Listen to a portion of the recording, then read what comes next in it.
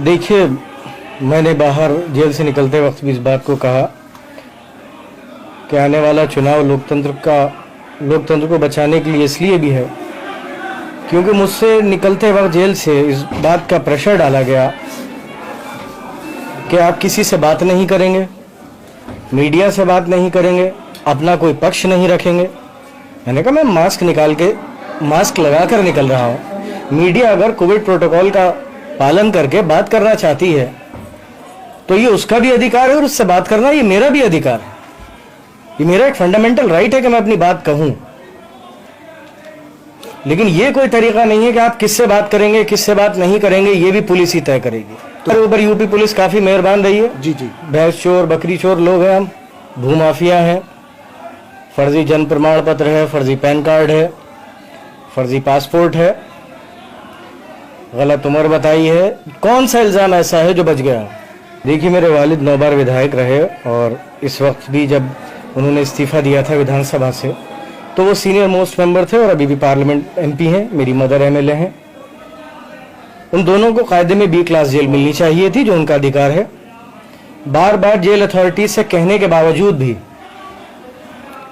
जो एक आम कैदी के साथ रवैया होगा वो हमसे बेहतर होगा, क्योंकि उसके पास भी इतना अधिकार होता है कि वो अपनी बैरिक में रहे,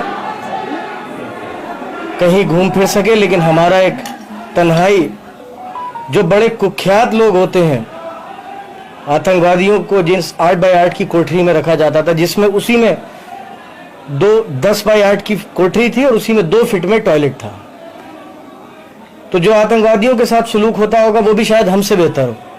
देखिए, बदले की राजनीति ना आज तक करी थी ना करी है। जिन्होंने बदले की राजनीति करी वो दुनिया जानती है, और सिर्फ हमारे साथ नहीं, न जाने कितने ऐसे बेगुनाह होंगे। वो एक लखनऊ में बेगुनाह इंजीनियर पुलिस की गोली का शिकार हुआ, न जाने कितने बेगुनाह लोग फर्जी एनकाउंटरों के नाम पर मार दिए गए। नौजवान नौकरी के लिए अपने आरक्षण मांगने गए तो उन्हें लाठियों से पीट कर भगाया गया। तो मेरे ख्याल से हमसे ज़्यादा जवाब प्रदेश की जनता देगी, और उसकी पिछले 4-5 दिन से जब तक आचार संहिता लगी है, आपको भी अंदाजा हो गया होगा कि हवा किस तरफ है। और पब्लिक आवाम से ना कुछ छुपा था, ना छुपा है, ना छुपेगा। वो सही वक्त पर सही हिसाब करना बहुत बेहतर था। देखिए, उन्होंने हमेशा एक बात कही कि मैंने 35-40 साल की सियासत बहुत ही ईमानदारी और दयानतदारी के साथ करी, वफादारी के साथ करी, और जिसके साथ रहा पूरी जिंदगी उसी के साथ गुजारी। हो सकता है हम भी समझौता कर लेते, भारतीय जनता पार्टी में चले गए होते, या जो वो चाहते थे वो कर देते, तो वो एक खास तरीके की वॉशिंग मशीन है बीजेपी वालों के पास कि उसमें सारे पाप धुल जाते हैं।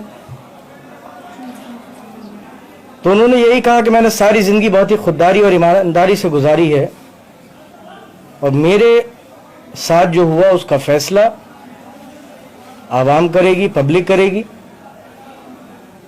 मैं गुनाहगार होऊंगा, मेरा मालिक मुझे उसकी सजा देगा, और अगर मैं बेगुनाह होऊंगा तो मुझे ज़मीन पर भी इंसाफ मिलेगा और आसमान पर भी इंसाफ मिलेगा। तो मैं एक बात कहता हूँ, ये सवाल जेल के अंदर भी बहुत बार आया और जेल के बाहर भी। मैं आपसे एक बात पूछता हूँ, समाजवादी पार्टी के बारे में ये कह रहा है कि साहब, क्या समाजवादी पार्टी ने मुकदमे किए थे हमारे ऊपर? बताइए, समाजवादी पार्टी ने मुकदमे किए? देखिए, समाजवादी पार्टी पुलिस नहीं है, समाजवादी पार्टी आईओ नहीं है। एक लीगल सिस्टम है, एक जुडिशियल सिस्टम है, उसके हिसाब से चलना है। बस मैं इतना कहूंगा, कुछ बहुत ऐसी बात नहीं कहूंगा, लेकिन आज भी एक बेगुनाह इंसान के साथ जितनी ज्यादती सरकार कर सकती है कर रही है। जेल अथॉरिटीज जितनी ज्यादतियां कर सकती हैं कर रही हैं, और आजम खान साहब की जान को मैं 5 महीने तक, 6 महीने तक मैंने अपनी जमानतें सिर्फ इसलिए नहीं लगाई क्योंकि मुझे जेल अथॉरिटीज की नीयत पर भरोसा नहीं है। उनकी जान को जेल में खतरा है। बहुत जिम्मेदारी से कह रहा हूं कि अगर, क्योंकि देखिए, कोविड में इलाज के लिए 9 दिन देर की गई और नहीं भेजा गया निदानता, और उसका ऊपर वाले का करम था और आप सब लोगों की दुआएं थी कि वो बच गए, वरना 9 दिन तक एक कोविड के इस एज के और ऐसे खतरनाक वेरिएंट के पेशेंट को 9 दिन तक उसके इलाज में देरी करना, ये इनडायरेक्टली उसे जान से मारने की साजिश थी।